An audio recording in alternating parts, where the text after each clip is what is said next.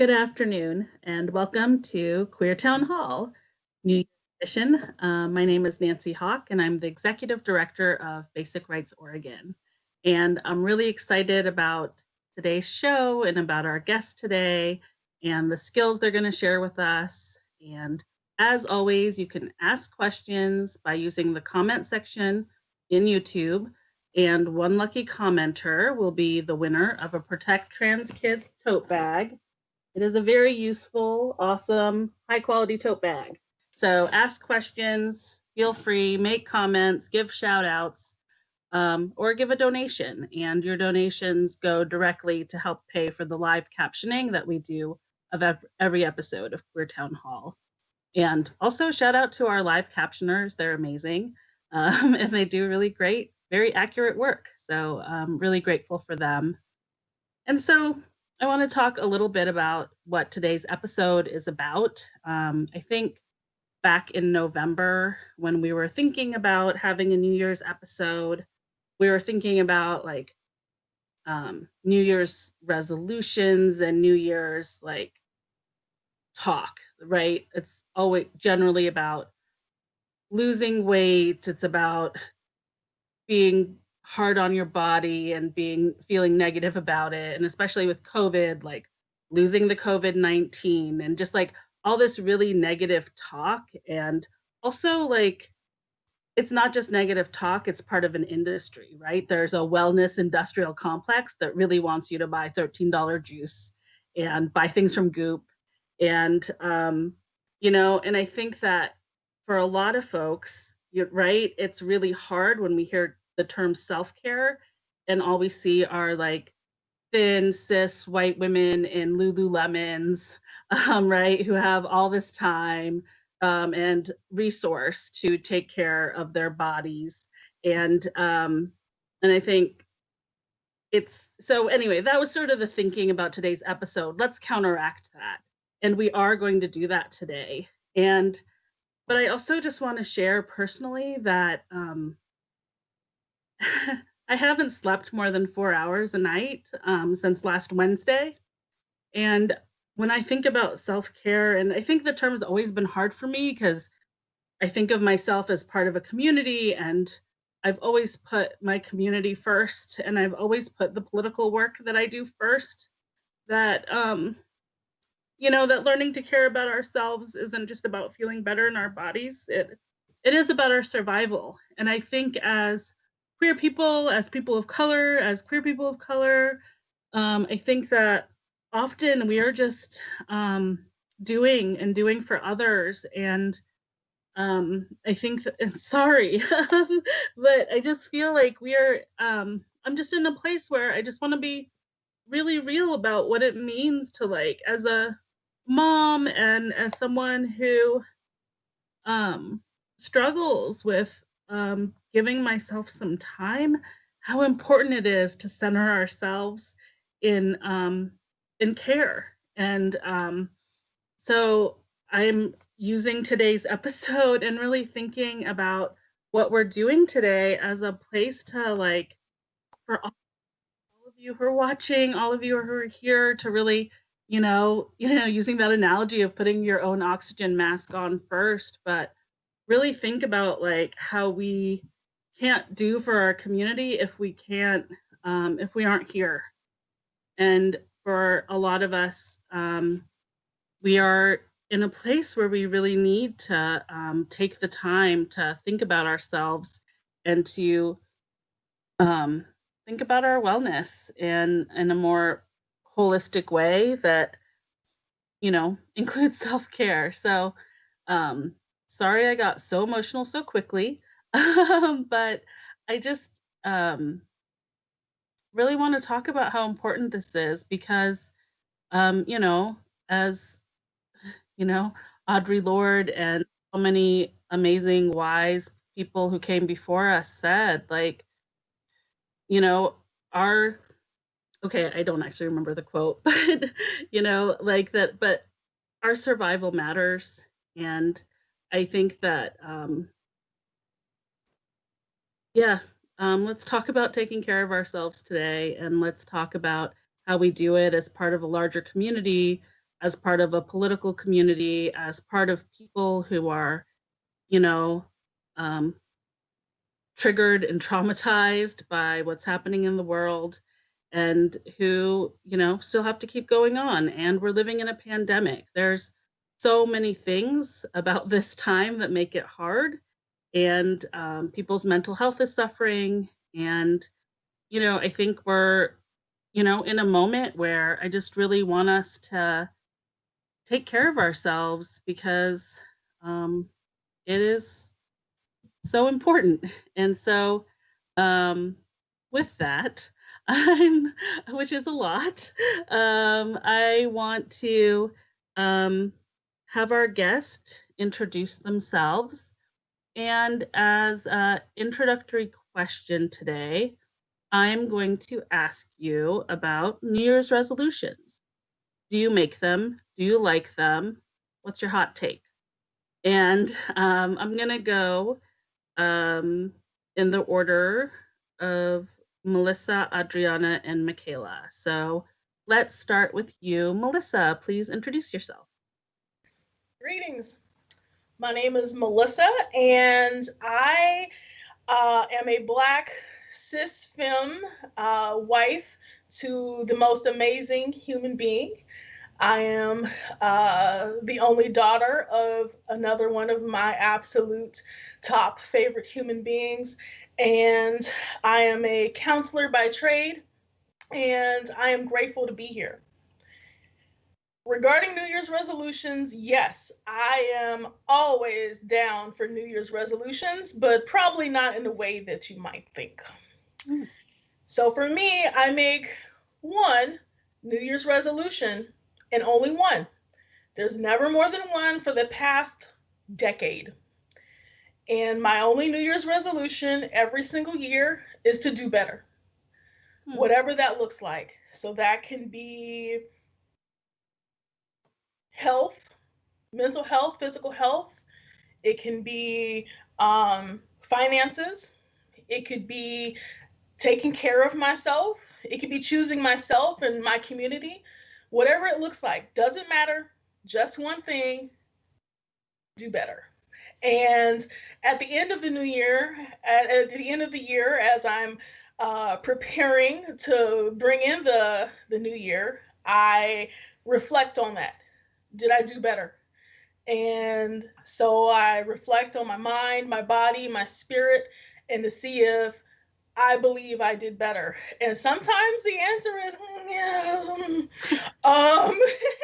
and then other times it's a resounding hell yes. Thank you.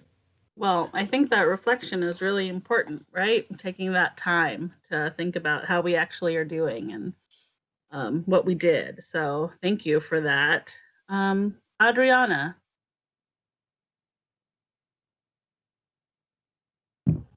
Hi, I remembered to unmute myself. I'm Adriana. I am, what am I? I'm a human. I hope most of you are all too. I am a queer, gender ambivalent, whatever. Gender is a weird thing.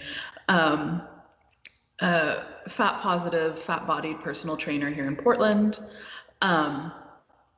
I have my own private training space. My business name is Cathartic Kinesis.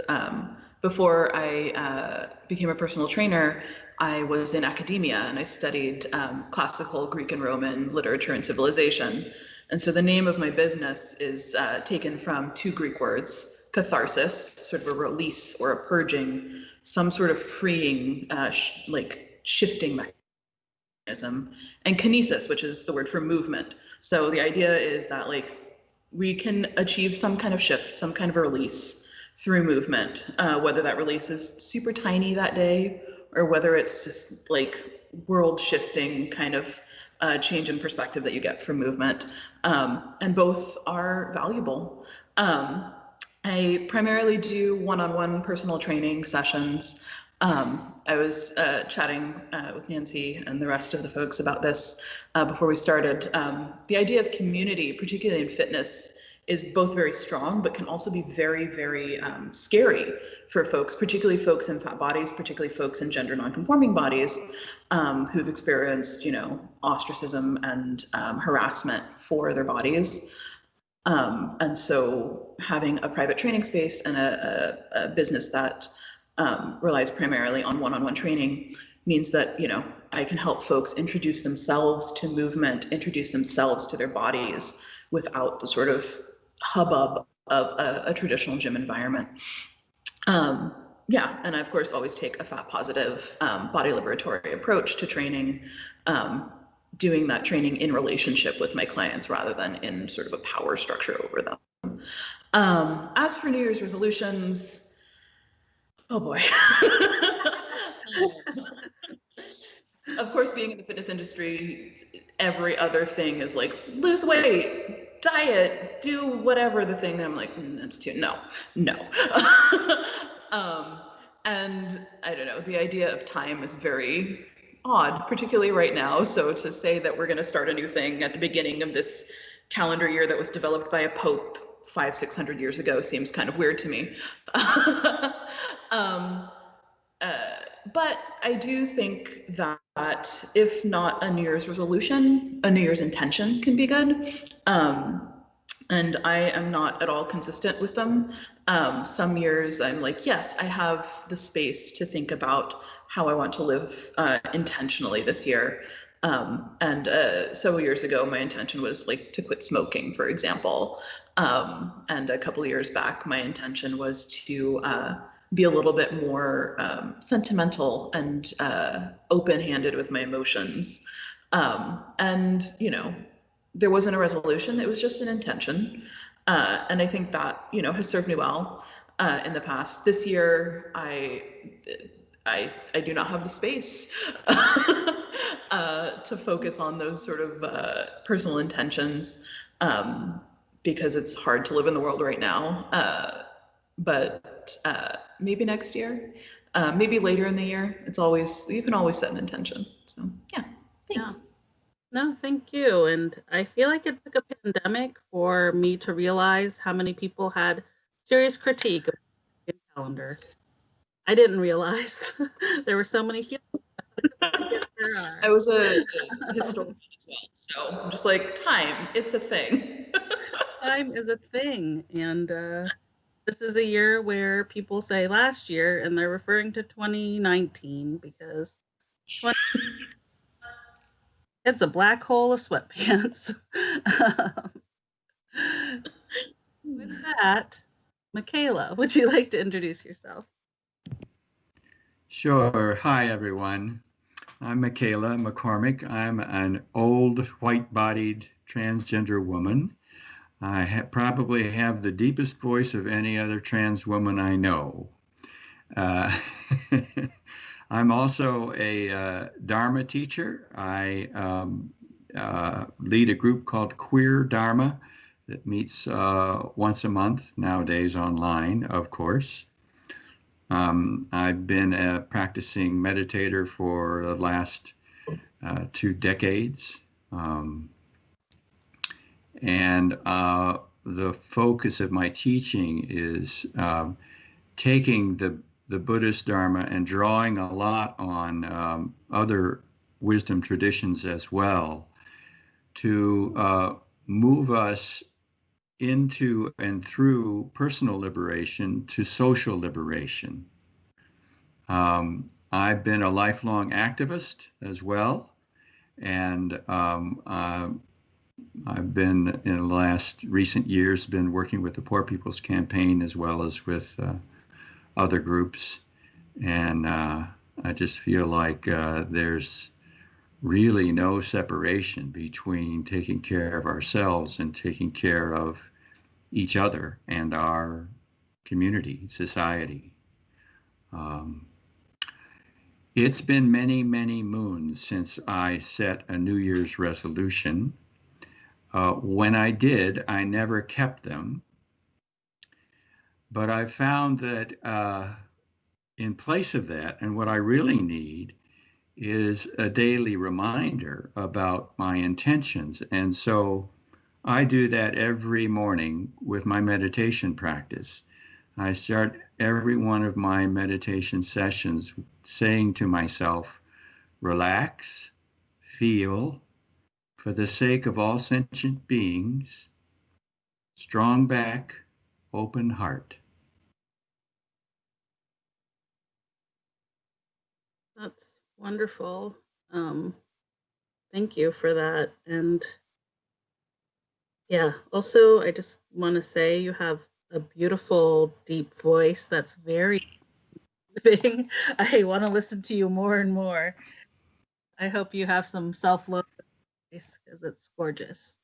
Thank you, Nancy. So, so I think what we want to do today is give each one of our practitioners some time to practice.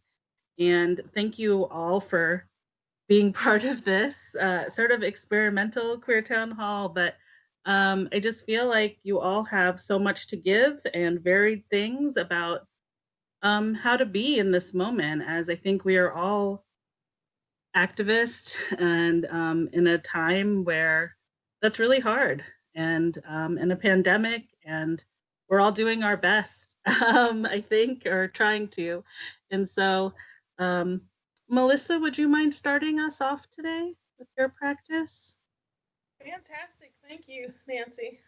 So Dominique is going to manage my PowerPoint slides because if you know me, you know that sometimes technology and I are not the best of friends. So it's been an impressive amount of time that we've been stuck at home in the midst of a pandemic. A pandemic? Really? Life as we used to know it is no longer the same. Our jobs have changed. Some of us have lost our jobs. Our relationships have either grown and gotten bolder or they've ended. And sometimes they've ended in strife. We are bearing witness to so much hatred, pain, and aggression, but also love and beauty. But it's still a lot. No, really, it is a lot right now. So if you have days where you feel like a potato, as I sometimes do, please know that that's okay. On those days, and even right now, I encourage you to drink some water or some herbal tea, to move your body in a way that feels good and doable for you. So like we mentioned before, we're not subscribing to some other standards where everyone is thin, white, and pale and wearing Lululemon leggings. What does your movement look like? How does your body want to move right now or when this call is done? Is that movement through dance, gardening, cleaning, weightlifting, which is one of my favorites, Tai Chi?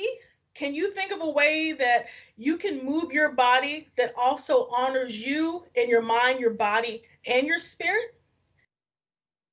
Do it and do your best to have as much fun as you can in this moment. Right now, I invite you, dear listener, to relax your jaw. Relax your forehead, your shoulders, and any place where you notice that there is some tension in your body. And anxiety and its effects are real. Let's do our best, whatever our best is right now. Your best right now is not your best tomorrow, and it's not your best yesterday. So do your best right now to work through it. No judgments here, and absolutely no comparisons. Greetings. My name is Melissa, and I'm the daughter of Johnny, who is the daughter of Annie, who is the daughter of Gertrude. I use she and her pronouns. I am the owner of Inspired Boldness, as well as wife, daughter, friend, and advocate.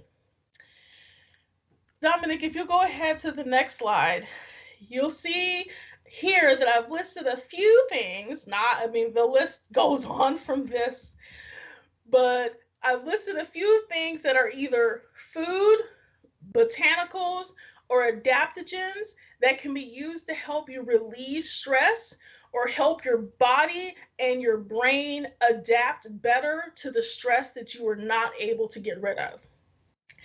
We don't have the time for me to discuss every single one of these things that are listed.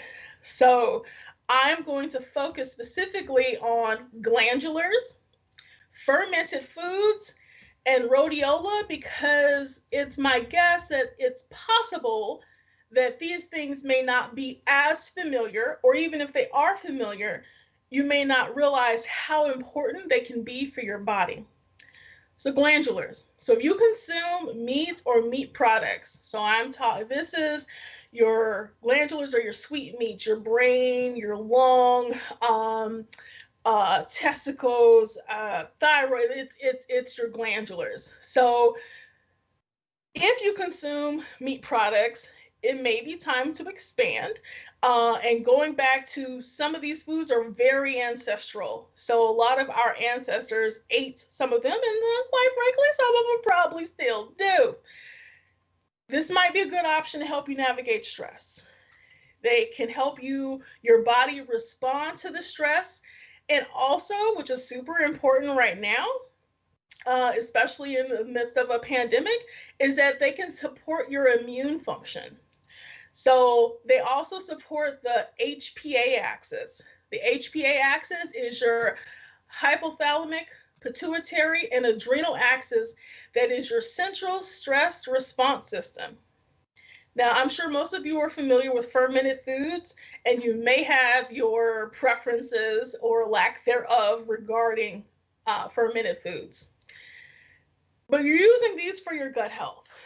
If there's an overgrowth of different types of bacteria that have taken over or just plain and simply shouldn't be there, it can actually begin to alter how you digest your food and how well your body processes the food.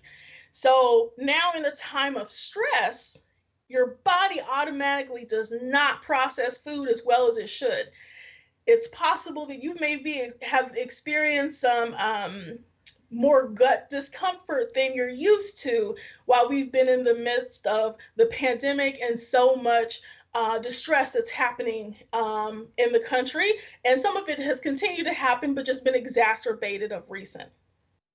So with the fermented foods, if there is this overgrowth, it can also, in addition to changing how you process foods, it can also change how you feel mentally. What I mean by that is that it can actually, depending on the type of bacteria, can increase your anxiety, increase your desire for certain foods that may not be the best right now, and make you depressed, anxious, depressed, and eating things that you normally wouldn't do. As we know, fermented foods are for probiotics, and they're in pill form. They are also worthy of consideration. But if you don't like pills, fermented foods are an exceptional option. There's rhodiola. If you notice you end up feeling too jittery or nervous when drinking coffee, rhodiola is something that you want to think about. To replace your coffee, it's mildly stimulating, but shouldn't cause the jitters. And Dominic, if you can go to the next slide. You notice that we're here talking about ants. So one thing that could be happening in your world right now is an unwelcome visitation from ants. Many of us are far more isolated than we would ever want to be. I'm living a life where I'm not having brunch with my best friend. What the heck is happening right now? Our usual activities have stopped, they're limited, and this can bring up some frustrating automatic negative thoughts. And our brains have developed these pathways where an ant can show up at the slightest negative memory. They pop up and they are most unwelcome. I'm guessing you probably know what I'm talking about, even if we don't share the same ones. They can make you question your body, your mind, your positive relationships, and just about any good thing. They like to remind you of unsuccessful attempts in the past and chances that you didn't take. Sometimes they remind you of unfortunate, unsafe, uncomfortable situations or conversations. If you're experiencing automatic negative thoughts that are leading to anxiety or depression, I invite you to consider asking yourself 3 questions when you experience it. Is this thing true? Is there evidence that it has always, without fail, been true? How would I move if this automatic negative thought was a lie? And then how do I, my community, and world benefit if I let go of this lying ant? Nancy mentioned, the weight loss industry, and what would it look like if you no longer viewed yourself, your body in a negative way? How much would that impact you right now, your community, and destroy that industry? Dominic, if we can go to the next slide. When we generally think of self-care, we picture a warm bath and cozy slippers. That's not me. It doesn't. I don't like baths. And I mean, slippers are nice, but I'm usually barefoot in my house, so this doesn't work. And I'm guessing because you're here, that warm bath and cozy slippers might be nice, but is not effective in relieving the strife that you may be experiencing right now that's limiting your sleep and disrupting parts of your life. So I picked out a few of my favorites here. So we can set boundaries. Boundary setting is honestly probably one of my favorite things in the world. It's a phenomenal self-care. It allows you to reflect on your wants and your needs, and allows you to consider what your hard no is, your maybe, and your yes. And it gives the other person you're engaging with a chance to honor you. And if they choose to dishonor your boundary, well, then what are you going to do with that relationship? Sometimes that might mean that you just chalk the deuces and call it good, but you have the opportunity to decide. You can also set boundaries with yourself. Are you doom scrolling on Facebook or any other social media? Maybe set a timer. I'm not going to say don't do it, because you do whatever gets you to good. But maybe you set the timer to help you feel better in your own mind, body, and spirit. The boundaries can act as tools to help you build the life that you desire. I also listed here giving socks and menstrual supplies to the homeless. And you may be thinking, Melissa, why would I go and give socks and menstrual supplies? And the answer is because there's never enough. They always need more. We always need more. And if you take the time to focus on somebody else for a moment, it can help you to recenter. And it puts the focus on somebody else, and you can meet an immediate need that you know someone will be grateful for, and that's a beautiful thing. Be authentic to thine own self, be true. People are going to try to convince you to be your version of what they feel you should be. Some people will even tell stories about you that you have nothing to do with. They've done this when you were a child, a teenager, and possibly even now. But one thing, so you can try to shift and maneuver so you can fit what they want. But you know what? They're still going to complain. They're still going to say it's too much or not enough. So what's another alternative? Define yourself. Yes, take it upon yourself to learn about you, who you are, what gets you to good, and what makes you tick, and live it, breathe it, be it. Last slide, Dominic. So thank you for joining me in this panel. I'm excited to learn the rest of what they have to say. Again, my name is Melissa, and I'm inviting you to take another sip of water or herbal tea. And I invite you to be well, be bold, and be inspired. Thank you.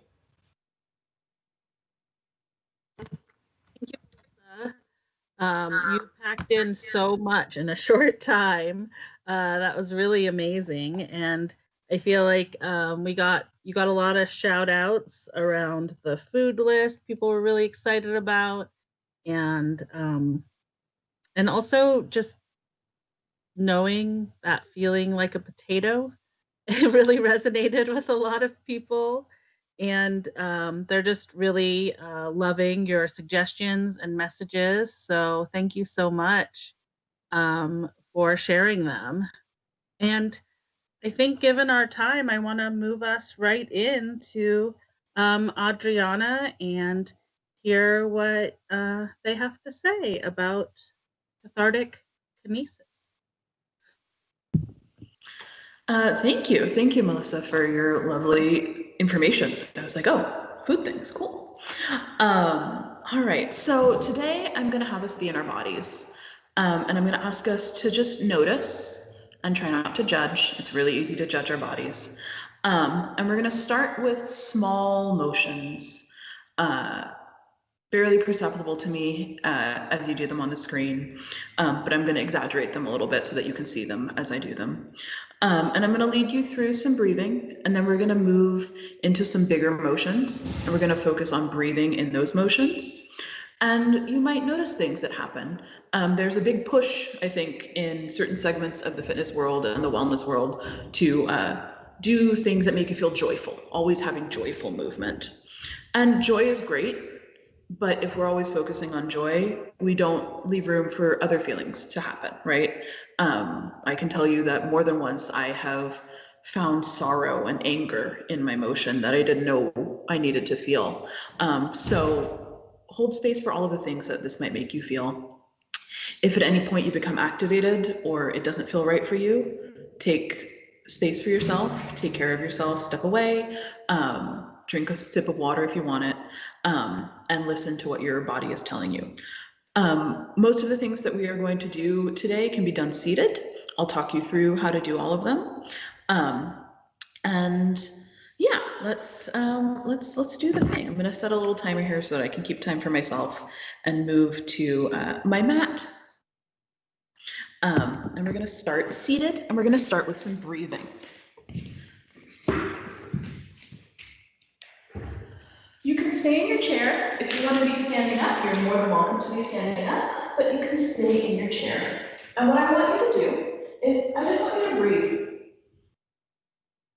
And as you breathe, just notice how your body moves. Maybe you notice that you move up a little bit when you inhale, and then you slump a little bit when you exhale. Maybe you notice that your belly expands. Maybe you notice that your head raises up.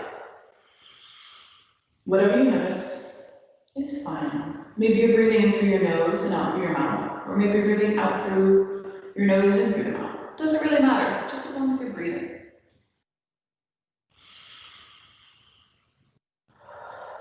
A couple more breaths here, just be on your own.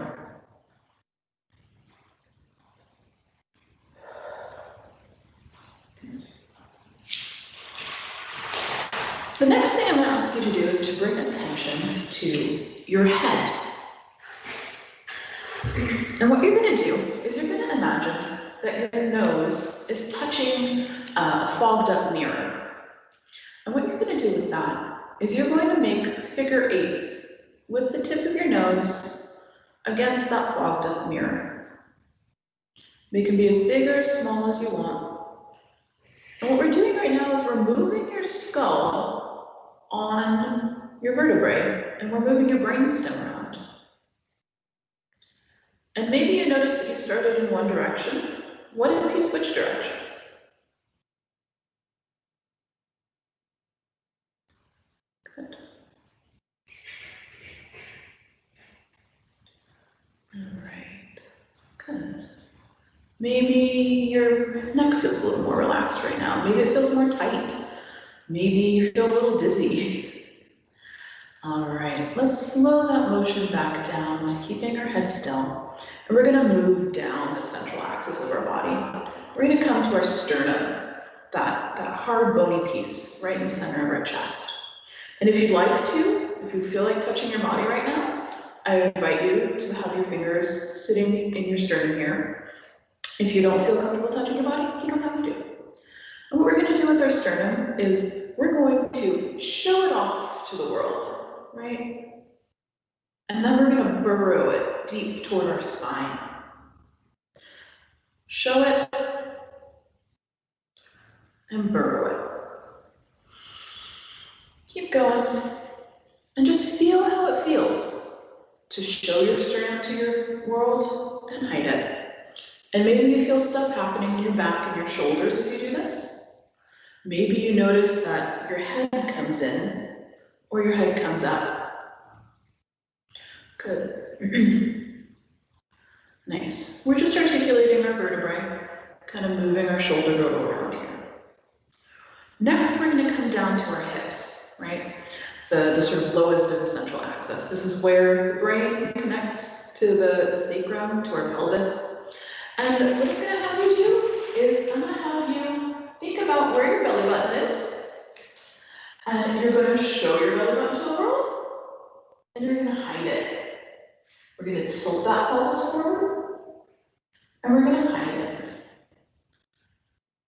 And I'd like you to notice anything else about what's happening in your body right now. Maybe your sternum moves with your pelvis. Maybe your pelvis is just moving by itself. Maybe your head is moving back with your pelvis and forward as you close it back in. All we're doing is articulating our spine. And this is movement. And maybe it brings you joy. Maybe it brings you a little curiosity. Maybe it brings you grief or sadness. All of those things are totally fine. I'm going to have you come back to a still posture here. And you might have noticed that we went from a small motion, that breath, to a bigger one with our head, to a bigger one with the sternum, and to the full spinal motion with that pelvic tilt, right? Now, we're going to move our body in space rather than just in alignment with, or in the axis of our spine. And we're going to start with a squat pattern. Now, you hear squats and you're like, oh God, squats. Don't worry. You can do this from seated. All a squat pattern is standing up and sitting down. So if you're in a chair, and if you have the ability to stand up, I'm going to invite you to stand up and sit down. And you're just going to keep going, standing up and sitting down. And as you do it, and get kind of proficient with that motion, I'd like you to notice, where does my head go? Where does my sternum go? Where do my hips go? If you find that you get tired of standing, you can always push your feet into the ground and release. Push your feet into the ground and release. And if you get tired, you can stop. If you need a sip of water, you can take it. Good. And when you come back down to your seated position this next time, I'm going to have you take a small break. Catch your breath. Do you notice maybe your heart rate is elevated? Maybe that breath is coming quicker. You maybe feel a little more activated. That's okay. Movement does that sometimes.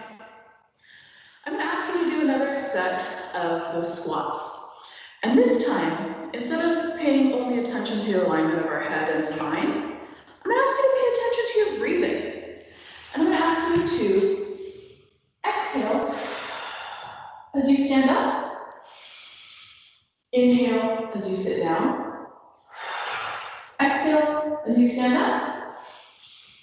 Inhale as you sit down. And I'm going to invite you to keep going with that. As many times as feels comfortable.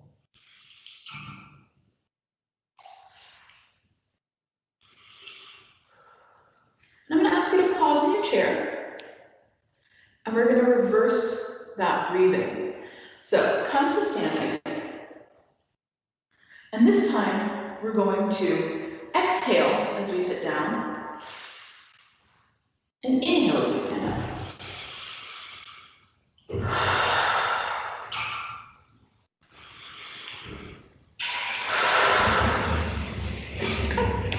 Maybe you noticed that your heart rate changed.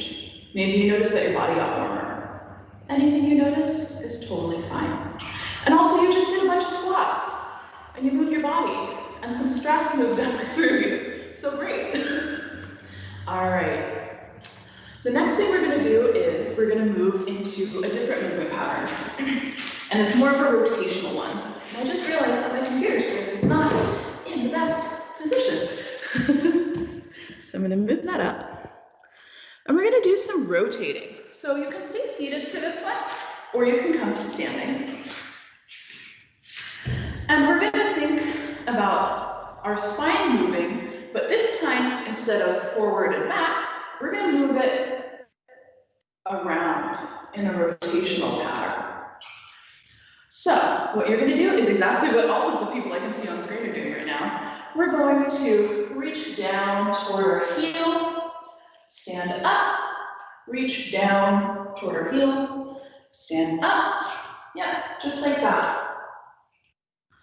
And maybe if you're feeling like you want to make that motion bigger, you reach up, down toward your heel, reach up, down toward your heel, reach up. Good. And maybe you notice that you're feeling a little stiffness. Maybe something in your body doesn't want to move. That's okay. We don't have to move all the time in all of the places. Good.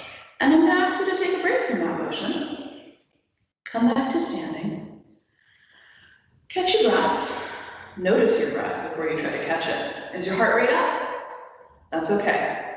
Movement does this, right? Our nervous systems are like, oh, I'm moving. I need to escape the thing. Usually the thing that we're trying to escape is stress, be it a lion chasing us or a variety of other things that could be chasing us. And I'm going to have you do that rotational motion one more time. And we're going to focus in on the breathing this time, right? As you come down, you're going to exhale. Inhale on the way up. Exhale down. Inhale up. Exhale down. Inhale up. Exhale down. Inhale up. Keep going, and I'm going to invite you to notice what's happening in your trunk as you stand up. Are you feeling a large space opening as you stand? Good. And as you come down, maybe that space becomes smaller. Things feel harder and more filled with pressure. Good. Nice. And all you have to do is notice. And as you breathe there, I'm going to ask you to make that motion smaller and smaller. And just come to standing. I'm going to ask you here to stand or sit if you're sitting. And have one hand on that sternum of yours, one hand around your belly button. And we're going to breathe. We're going to take 3 breaths. And I want you to feel how your hands move as you breathe.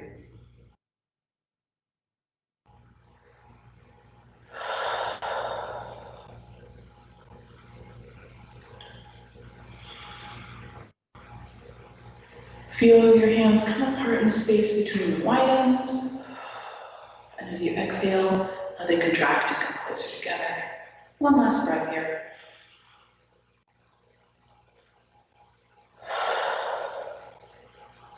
Good. So what I want to leave you with is you just did a little workout. And you also just did a little meditation. And you did some self-care. And I want to leave you with this, that we have this giant wellness industrial complex, right? That asks us to pay a lot of money so that we can maintain our wellness and what have you. But these are all things that you can do at any point in your day, right? You're sitting answering an email, you can take 10 seconds to breathe. You are, sitting in a meeting, you can do a little bit of rotation in your chair and notice how your spine moves. These are small things that you can take with you, put in your pockets, to remember that you have a body, it's yours. You can move it how you want to, how you don't want to. And yeah, that's all I got. Thanks, y'all. Thank you so much, Adriana. That was lovely and nice to stretch. And yeah, it was, at least for me, very calming. So thank you. I really appreciate it. Yeah, so I think we're gonna actually just go ahead and shift right into Michaela and talk about your meditation practice and leading us in that. So take it away, Michaela. Thank you, Nancy. Yeah, that was very relaxing, Adriana. A nice way for me to move into my piece of this. So I'm going to share with you a practice called centering that I learned from teacher some of you may know, Black queer Zen priest by the name of Reverend Angel Kyoto Williams. I'm a student of hers. But I want to preface it by saying that this is a practice in particular that takes us into both personal liberation and social liberation, helping us experience those simultaneously. It takes us in Buddhist terms beyond our ego and is based on the Buddhist principles of interdependence and compassion, and also from there into a Buddhist sense of ethics, which is a ethics taught and practiced without judgment, with the recognition that all of us are flawed, all of us are imperfect. And so we can come to this practice and our lives with humility. Reverend Angel likes to say there's no personal change without collective change. She also says anything that limits your ability to love limits my ability to love. We all know that we are constantly assaulted every day on our ability to accept ourselves and to love ourselves and to love each other. Our lives and the things that assault us every day are full of judgment, particularly as marginalized people. All marginalized people face that. I mean, all people receive judgments, but marginalized people in particular, in the form of oppression, which is dominating and oppressive.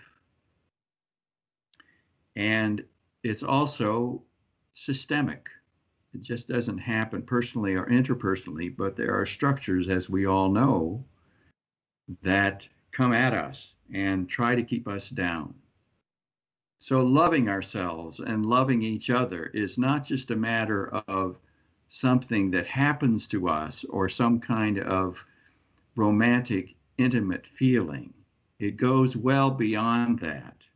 And it's something that we need to practice on a regular basis. So this centering practice helps us develop the discipline to do that. Paradoxically, from a Buddhist point of view, discipline cultivates spontaneity and authenticity. And so this practice we use to remind ourselves of our own love, our own spontaneity, our own authenticity. So I typically do this practice standing up, so I would invite you to do that if you prefer to, but you can also stay in your seat. So the first step is to, whatever position you're in, let yourself relax and feel your body. Feel where it is relaxed. Feel where there may be tension.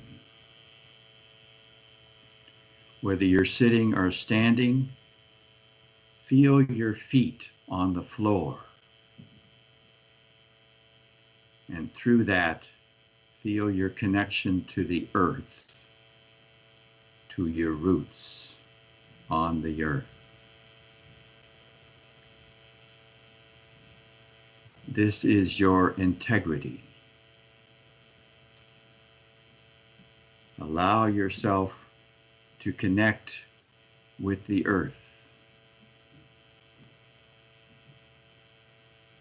Drop your attention down from where it usually is in our heads, down through your chest and your pelvis and your legs, down through your feet into the earth.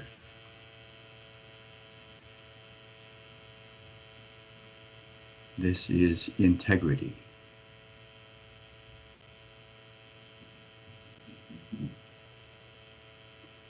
Now take a breath in from your feet up, and on the out breath, feel your energy spiral toward the crown of your head and out toward the sky, toward the great expanse above and around us. Feel your connection with heaven. This is your dignity. Allow yourself to feel your inherent dignity. Feel your entire length from feet to the very top of your head.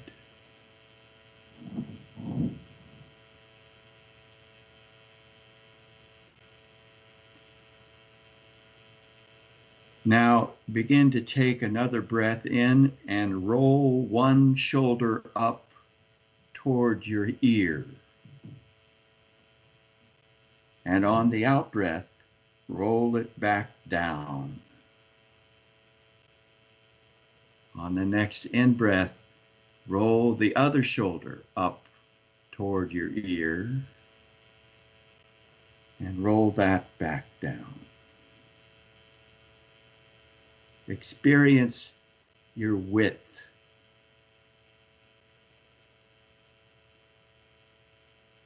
This is relationship.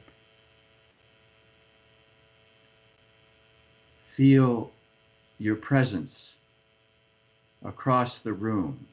Allow yourself to include your awareness of your width in the space that you are taking up in the room. Experience your relationship to other people, whoever comes to mind. Could be family, could be friends, could be teachers, could be students, fellow organizers. Allow yourself to feel in relationship with all of them.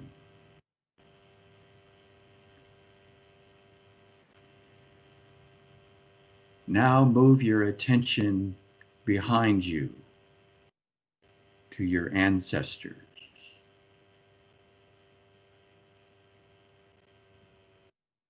Envision those you consider your ancestors. This can be anyone that you feel has your back. It could be people living or people who have passed on. Anyone who has supported you or that you feel inspired by. They can be of your blood lineage, spiritual lineage, political lineage, cultural lineage. They can be friends, family, anyone who has supported you to be who you are.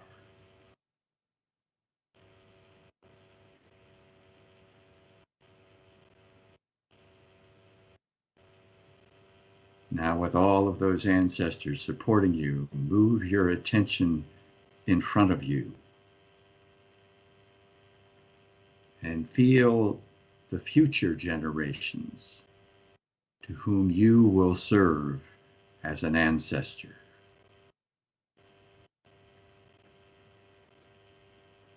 Feel and see what is to come.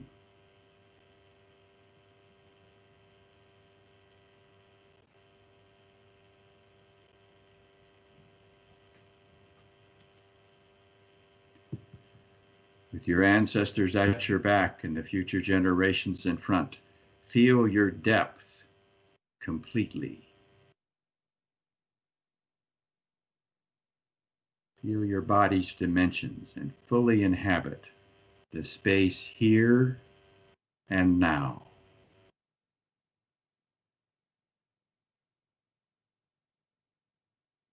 Now soften.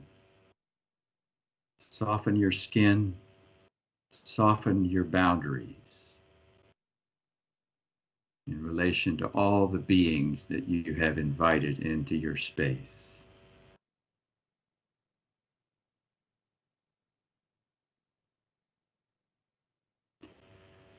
Finally, draw your hands together just below your navel, cupping them, facing up.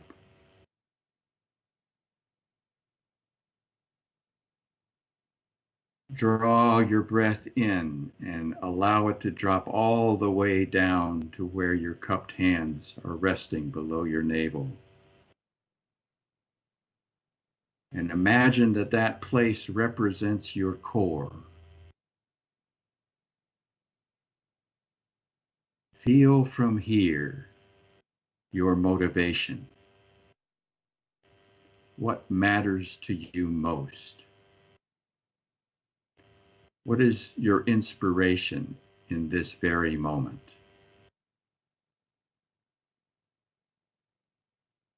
Feel and hold this.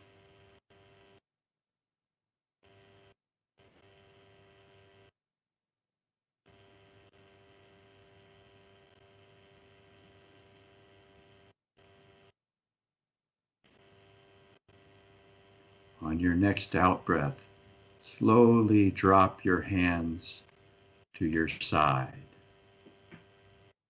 and let your arms hang loose from your shoulders.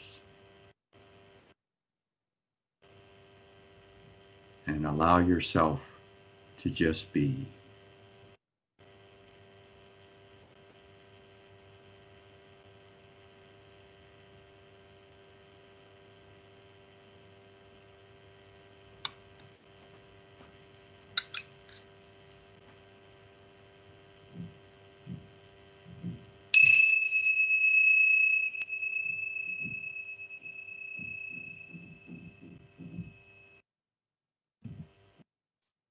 Thank you. Thank you, Michaela. Will say, in all honesty, I have never ended a queer town hall saying I feel grounded, but you all saw how I was at 12 o'clock, and I feel really different an hour later. So, feeling a lot of personal gratitude, and I hope everyone watching was also able to take something. These three lovely, incredible practitioners, and I hope that we can all take care of ourselves and take care of each other and wear our masks and